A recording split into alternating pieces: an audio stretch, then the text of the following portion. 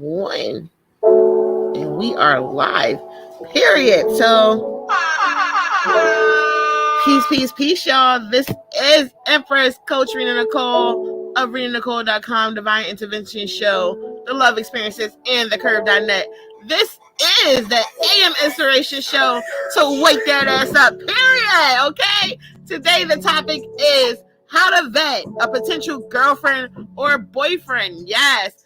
Keep in mind, we are streaming live from all networks, including iHeartRadio, Anchor, Spotify, and Spoon.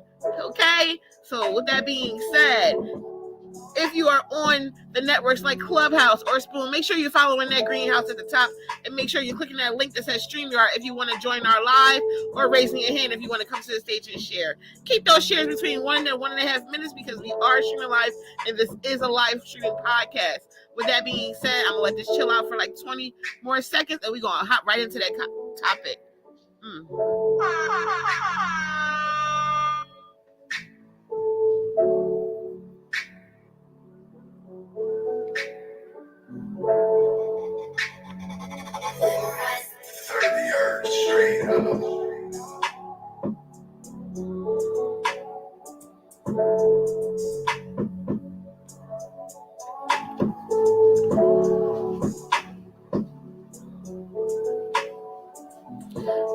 Yes, y'all.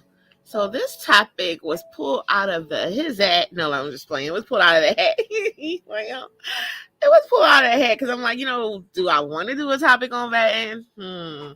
Okay, fine. We can do a topic on vetting, right? So the big question most people have, like, what is vetting? Like, why do people use this word as vetting? Literally, that's not typically like a word we use. It's like a new word that people use. So literally vetting is like when you meet someone and you need to get to know them better to see if they like a potential candidate to be in a relationship with you. Now, a lot of people that date for marriage, they don't really date like a lot because they're dating intentionally. So their vetting system is built differently than someone that's just dating for fun or just dating for experience, right? So we're going to get into that a little bit today, this AM. And, we're going to just give you some tips on how to vet. Of course, give you that, lay out the foundation of a skill set that you can use to help you vet better. And that's just the gist of it. Dun, dun, dun, dun, dun. Now, the first thing that you need to keep in mind is the distraction of attraction, right?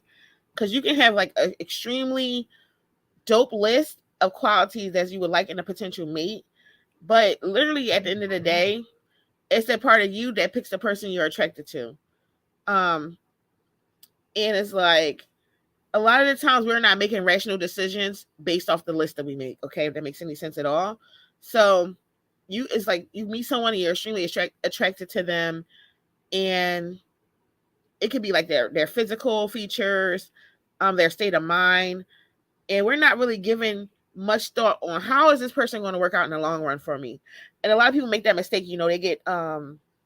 They really get attracted to the image of a person, and they jump into marriage, they jump into family, and then they realize, like, this is not someone I really want to be with, but now I'm stuck with them because I fell for the okie doke. Okay.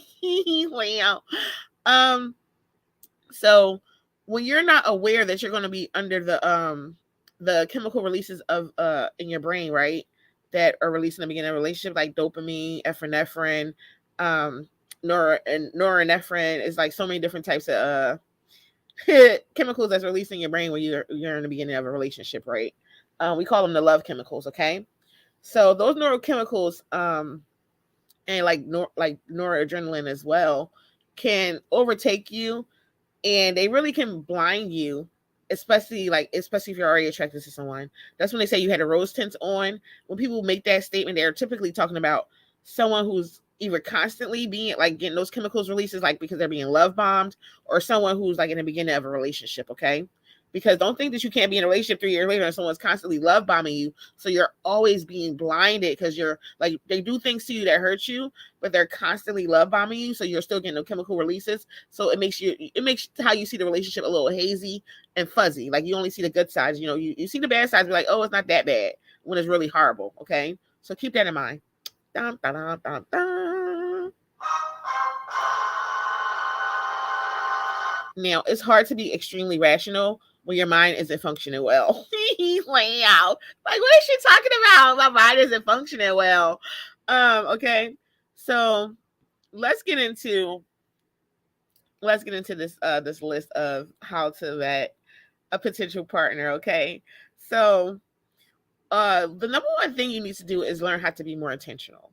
When you're intentional, you are very extremely clear on the type of relationship that you desire. So a lot of the times, people put a lot of time into thinking about the kind of person they want to attract for a long-term relationship, possibly marriage. And that is an important thing to do, right? But in other times, like it's like we're not using things like, what they do for a living, like their morals and different things like that. We're not gauging that, okay? And their personality qualities, or like what type of person they are. We're not gauging those things. We're gauging things like their appearance, their job and stuff like that, okay? Yeah. Some women or some men just like, oh, how does he treat how does he treat his mother? That's important to me. And that's about morals and principles, of course, but that might be something they're hyper focusing on, and they're not focusing on other things like, how do they treat dogs? How do they treat animals? How do they treat children? How they're showing up in the community. Do they volunteer? How do they look at homeless people? How do they treat a janitor? How do they treat the CEO? Is it a difference? Those type of things matter. And they're going to show up in the long run. And this is why we say this process in the vetting is extremely important, because it's a lot of work. And that's why a lot of people don't know how to vet, because they don't want to do the work. They just want to fall in love, and they want to look like a relationship, and they want to, live their life like a relationship, but they don't want to do the necessary work to get to know someone. It's not an overnight thing. Okay. It's a process, right? Ouch. I'm so sorry, y'all. Ow.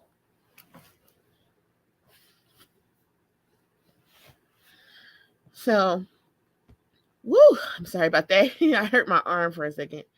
So the thing about vetting is that it's either like you realize that there's something more important to a person that they find important, or something that you like, is this the type of person that I want to attract in my life?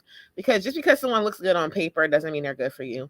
And I think that's one of the toughest life lessons I've learned, because I'm like, oh, this person is amazing on paper, but they treat me like shit. Okay. Hello, is this thing on? So that means somewhere along the line, my rose tints was on heavy, and I was just chilling with the roses. Like, just chilling, and just like, I'm comfortable here. And that happens to a lot of people, because it's like, okay, this person is so nice. This person is so smart. This person is so ideal. Their principles are so nice, but we don't, gauge the part of the lack of emotional intelligence, those anger issues, and other things that can come into play, where it's like, ooh, not so good on paper.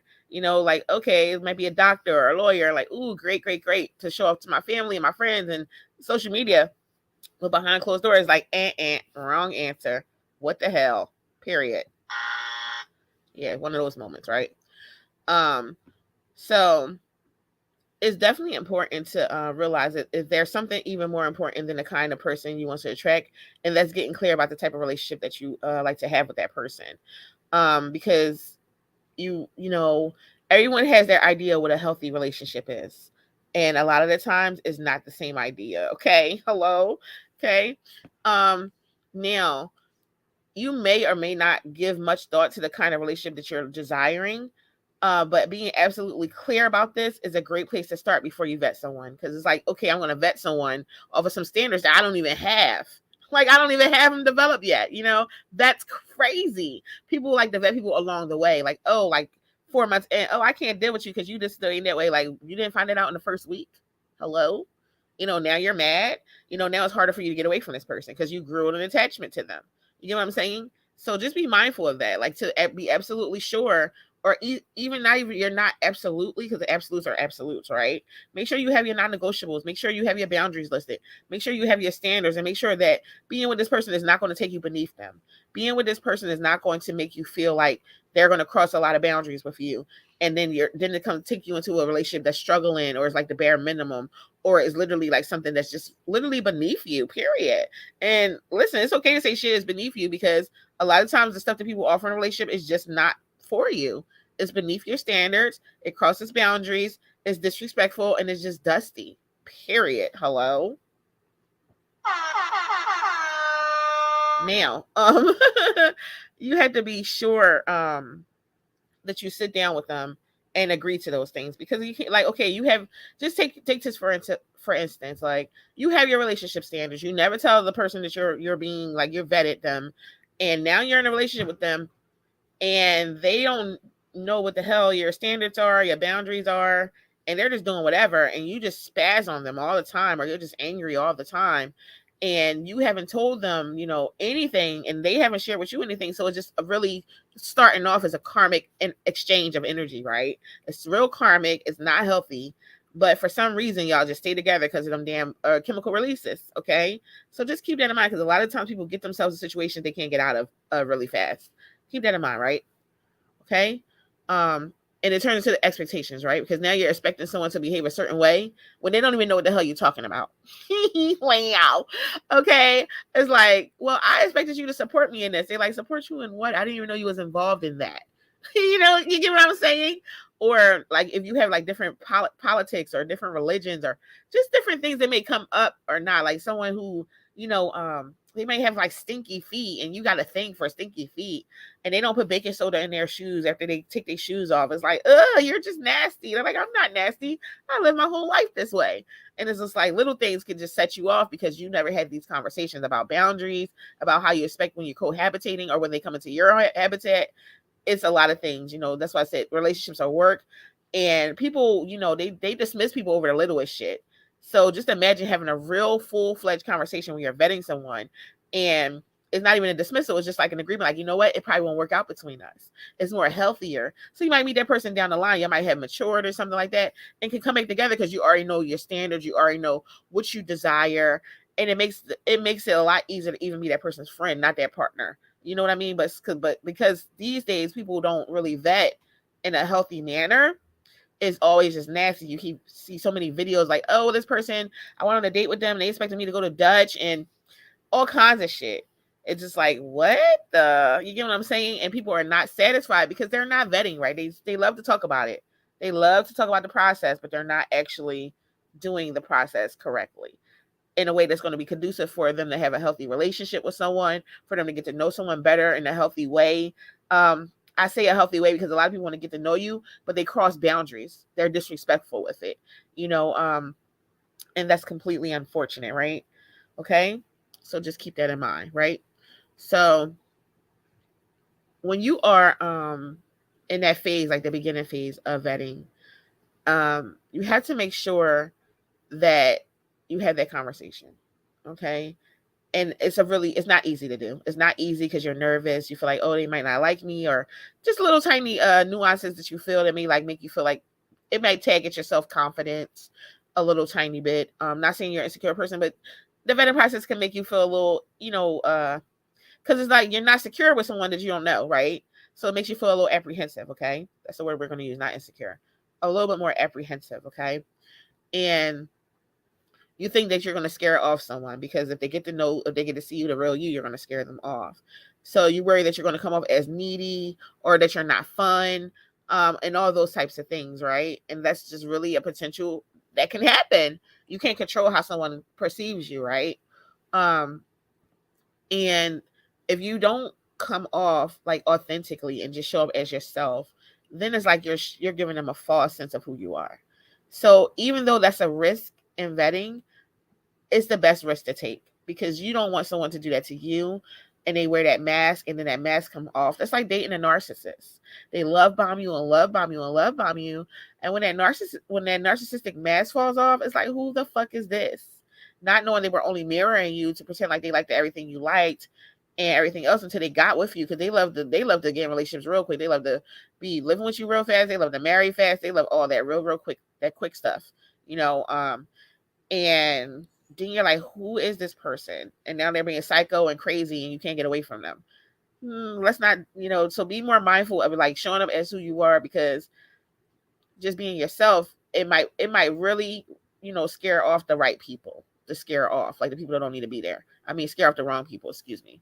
Or right people if you look at it in a different kind of way. So the one of the things that we literally just discussed was that how it's important to speak about the things that's important to you, because that's the next tip, is to be upfront with your potential partners about what's important to you. A lot of women think that they should conform to what a man wants. When we're speaking to the sisters, they think like, oh, he wants a submissive woman, so I'm going to be submissive, even though she's like just a real balanced woman. She used her masculine and feminine and divine, and a divine energy, and she's been always fine with her life.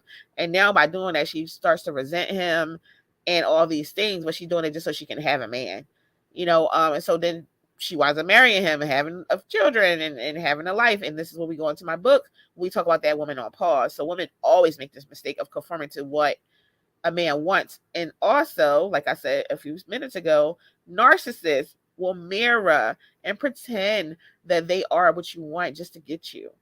And when you get with them, they're nothing what you want. They're nothing like what you wanted, you know? So there's a lot of dating advice out there that tells women, don't put too much pressure on the guy. Don't call too much. Make him think that you're only moderately interested in him. Let him come to you because you don't want to scare him off. I am one of those people, like, I'm not saying like let him come to you, but I'm saying like if someone is not really showing you the level of interest that you're showing them, or if you feel like you loving them too much, it's probably time to step back a little bit. It's probably time to step back and see where that's going to take you, making that kind of move, because I don't feel like women should have to chase anyone. I don't feel like women should have to put them in a situation where they're, being desperate, or just playing that role of like, listen, this is why, like being so assertive, where it's just like, for you, it's uncomfortable. If you're comfortable in doing that as a woman, then do you, boo. But I'm just saying, like, if it's a point where it's like something that's out of your character and this makes you feel uncomfortable, why would you want to do that? Whether you like someone or not. I mean, just keep that in mind, because you can't tell anyone how to address a relationship, but you definitely can throw some tips out there. Like, if it's making you uncomfortable being this way, why are you doing it? That's the best tip I could always offer. Now, a lot of the times when you are operating in that manner, if you want a healthy relationship with a lot of contact, connection, and affection, presenting yourself as someone who doesn't really want that is going to bite you in the ass, right? Because they're like, oh, this girl is so carefree, or she doesn't really care about me. She's not really interested in me. So I'm going to move on to someone else. I have a video up online from years ago where I literally went in like, this happened to me before. Like, I'm not really like clingy. I'm like, you know what? You're there and I'm here and we can come together, and be in this relationship. But I'm not going to be calling your phone all day. I'm not going to be checking my text messages to see if you text me all day. I'm not doing all that extra stuff because I feel like that's just like working on a railroad. And I don't work on a damn railroad. So I'm cool. But like I said, that shit can come to bite you in the ass when you really like someone and then you see them in a relationship with someone else, because it's like, oh, well, they feel like you didn't care about them. They feel like you weren't interested in them because you wasn't showing it. So just be mindful. Just be mindful. That's all. Especially if you're a person who needs a lot of reassurance that your partner does love you and a lot of affection. So if you are that type of person, it's important that you're upfront and tell them that. Like, hey, I need a lot of communication. I need a lot of love from you, a lot of affection. That's not saying every 5 minutes of the day. It's just like literally knowing that they're there for you, and a lot of other things that you may like. Okay. And I don't necessarily believe that it makes you sound needy to someone that's already insecure and not balanced within themselves. Like a person, that's going to make you sound needy to them, because they're not there with the intention of putting their work in. They're not there with the intention to love you or support you in that way. So they're going to make a complaint about it, tell you that you're needy, clingy, or whatever else offensive they can tell you to make you get away from them. Okay? So just keep that in mind. And don't take it too personal. Dun, dun, dun.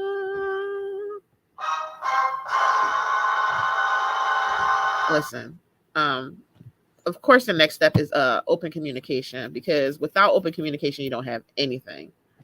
Period. You don't have nothing. It's like people communicate But open communication and effective communication, because you can communicate all you want to. Like someone can come on this podcast and listen and not hear a damn thing I'm saying because they're not good at communication. They're not good at receiving communication. They're not good at receiving things for the benefit of themselves.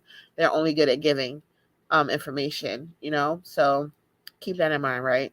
So when you come out proactively and you tell a potential partner about the kind of person that you are in a very level-headed, way, it's going to make you feel very assertive and confident. Okay, so if you are like unsure about what that does, that's a turn on for healthy people. Like, this person is confident in who they are, they're assertive, and someone who wants to bring you down, they might find that attractive too, because like, oh, I can knock this person down a couple notches. So like I said before, be mindful of who you're talking to. Be mindful of their body language when you're being that way. If their body language look uncomfortable, but their face is giving that's what's up, be mindful of that, because they're like literally holding themselves back from, like being offensive towards you. Body language does matter. So when you're talking to or vetting the potential person, like I said, you're telling them things, and you're being assertive and you're being, high vibrational and just confident in yourself, and their face is giving that's what's up, but their body is giving, oh, hell no. Just be mindful of that, because that's literally a red flag. You need to learn body language, and you need to pay attention to body language, because like I said, the face can give off hell yes, and the body can give off hell no.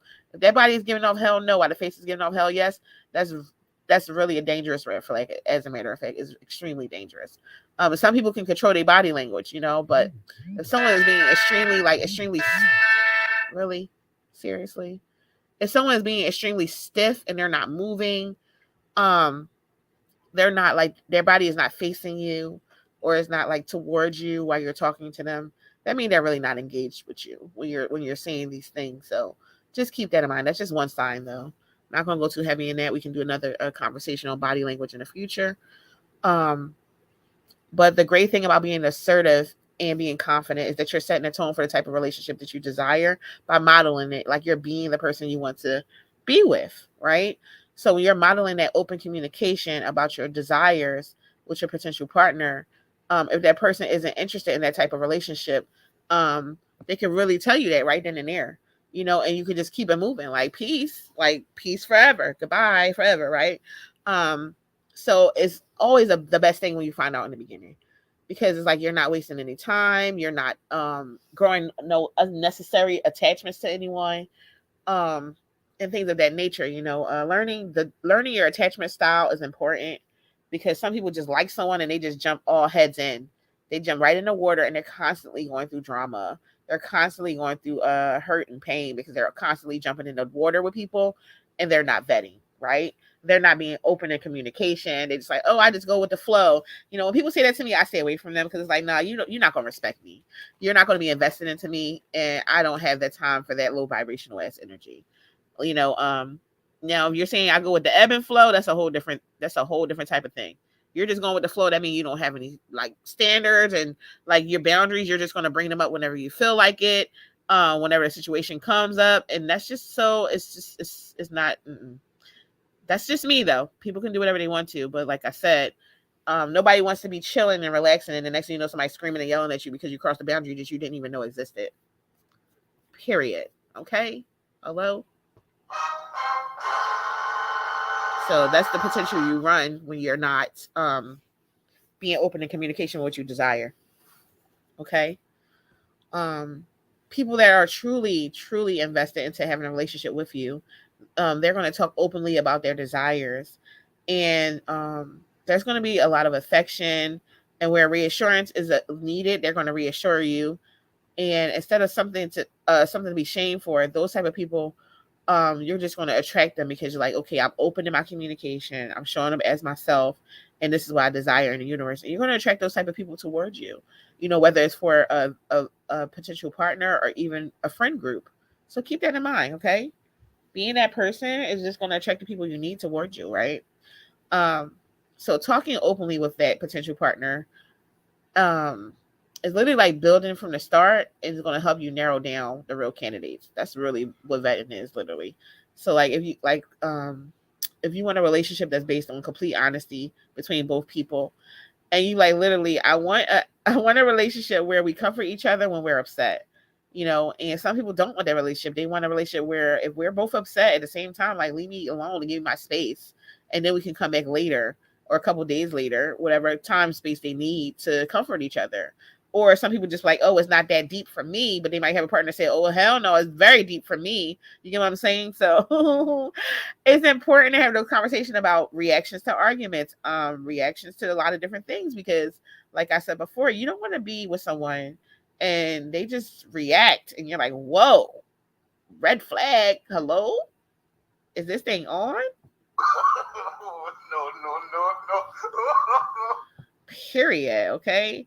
So just keep that in mind, because you don't really want to feel like, oh snap, what did I get myself into? Because I didn't vet correctly. And now with this person, and I didn't state my standards. I didn't tell them about my boundaries. I didn't even tell them what I desire in a relationship from a partner. And now I'm with this person that cannot, they're not on my level of sustainability in a relationship. And I don't want to have to sit here and make them get up to my level, because that's not what I'm here for. You may not want to do that work. Some people want to do that work. They want to help somebody reach their level. They want to build somebody up, and that's okay. But if that's not for you, that's not for you. That's not for a lot of people. That's just an energy drain. It's an energy drain.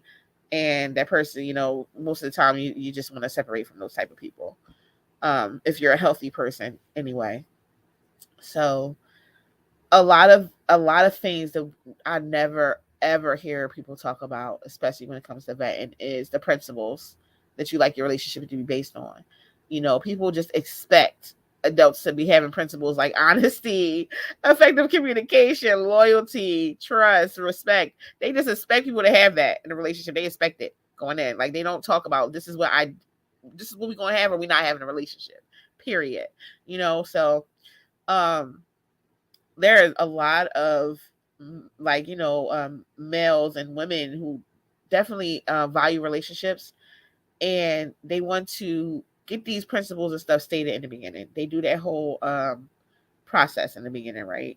So if you are not like, this is the principle that I want to our relationship to be based on, things like, what do you consider fair? What do you consider as fairness? How about sensitivity? What do you consider being available for your partner? These type of questions. Like, how about making a relationship the number one commitment in both of our lives? What do they think about that? Like, oh no, I got my priority is work first, and then it's family. And this is why this conversation is important, because if your conversation is family first and then work, then you're going to have a imbalance, right? It may be able to balance itself out, but then, like I said, if you're vetting, that's not going to be your first choice for a person, because their principle is not aligned with yours, in that manner.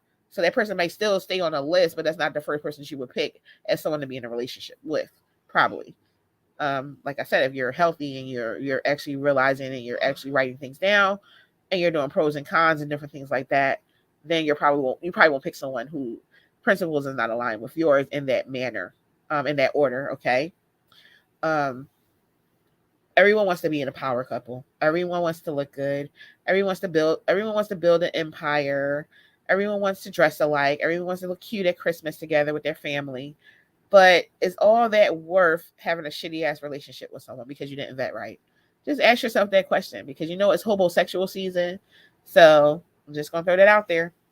So be careful, because people just want to jump in relationships because is they don't have accurate housing or finances, and that's just what it is. And they're willing to play that role until they get in your house, and then you can't get them out by law because they're in there past 30 days. So I know it's like, hey, what the hell? Exactly, though. People don't want to talk about the truth, but that's the truth. Now they're there for 6 months and you're living with a person that you don't even want to be in. Like, after a few weeks, you figured out they wasn't the person for you. So just be mindful of who you're allowing in your space until the vetting process is complete. Be mindful of the person you choose as your partner. And just keep in mind that if you're not having these things talked about, and you're not, I guess, going through that process of vetting, then you are really setting yourself up for failure. I don't care how good it is in the beginning. I don't care how beautiful they are. I don't care how popular they are. I don't care how many likes they have on social media. I don't care how many followers they have on social media. Vetting process needs to be had for everybody. Everybody. Okay? It knows no color, it knows no race, it knows no gender. Period. Okay? Period. It knows none of that. Do it. Do it like Nike. Hello? Well, okay. So a lot of power couples understand that talking about the relationship they desire right from the start is likely to get the kind of relationship they desire, right? So is much better than hanging on the sidelines and not saying anything because you don't want your partner to think that you have too many needs. And I remember like a few years ago, someone was like, well, the person I was with was like, oh, you're too demanding. I'm like, this person is the only one that makes demands in a relationship, not me. I say simple shit like what I desire in a relationship, what I, want to see from a partner and stuff like that, because obviously didn't do the vetting process when I was supposed to. Hello? So they're like, hold on. She said a few years. Yeah, exactly. In the middle of a relationship, I'm studying doing a vetting process now. And this person's like, oh, you're demanding and blah, blah, blah, the blah, blah, blah. And it was like, oh, so what you're telling me is I'm not worth the effort. That's the way I took it.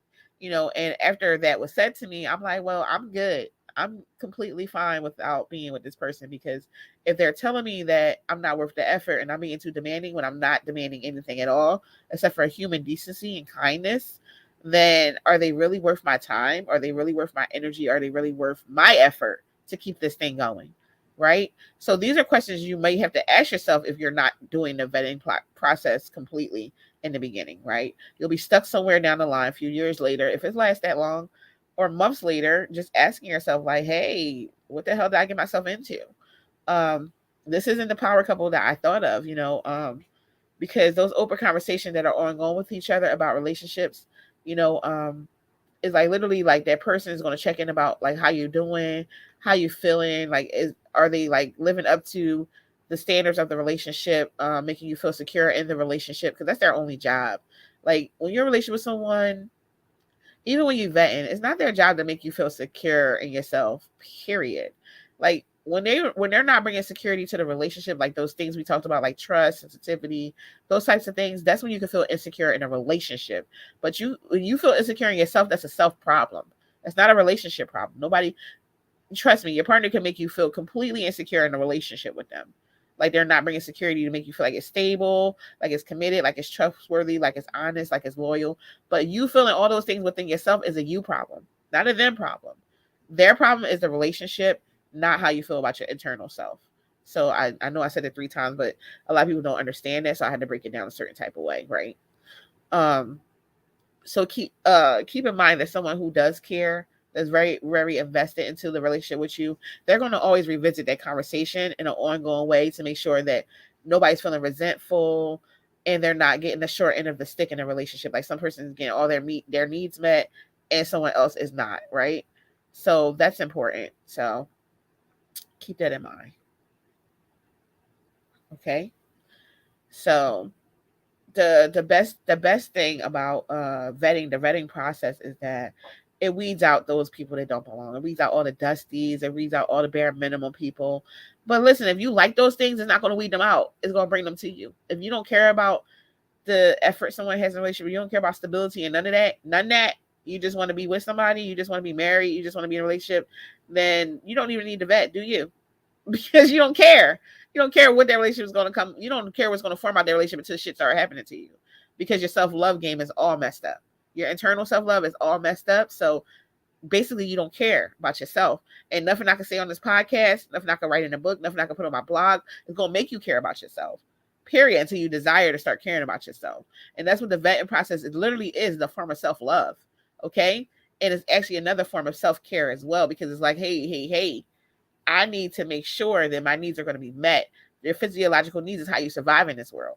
Your safety needs is going to be met. That's how you also survive in this world. And without your physiological or your safety needs in any type of relationship, then you don't give a shit. You don't care.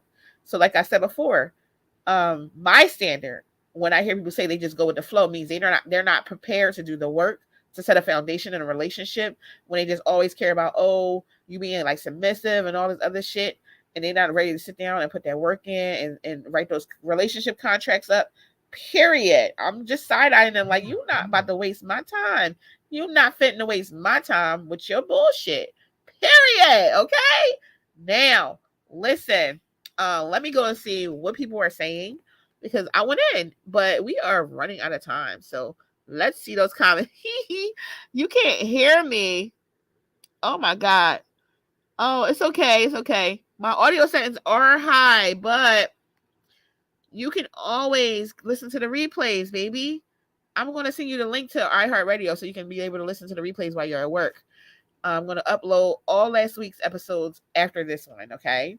So you'll be able to catch up and listen to all the replays. If not, just go to YouTube, look up Divine Intervention Show, and they're all there, or Facebook and Twitter and Spoon, or even Clubhouse, and everything is there. And when you replay it, you're going to be able to hear it. For some reason, sometimes when I'm recording Clubhouse audio, it's just like floopy, it's a little floopy, unfortunately. And I'll, in the future, we'll talk more about that. But this has been the AM Inspiration Show to wake that ass up, period, okay? Streaming live on all networks, including iHeartRadio, Spotify, Spoon, YouTube, Twitter, Facebook, Anchor, and Clubhouse. With that being said, we are live every day, 7 days a week, 365 at 9 a.m. Eastern Standard Time. And we are bringing you that bomb drop. We are bringing you that conscious information to wake that ass up spiritually, consciously, emotionally, physically, financially, and even soulfully, period. So if you want to catch up to us, look us up on all networks, # Divine Intervention Show. If you want to be a podcast guest, then email us at Divine Intervention Shows with an S at gmail.com. With that being said, I will catch y'all tomorrow with some more content to wake that ass up. Peace, y'all. Stay safe and stay elevated.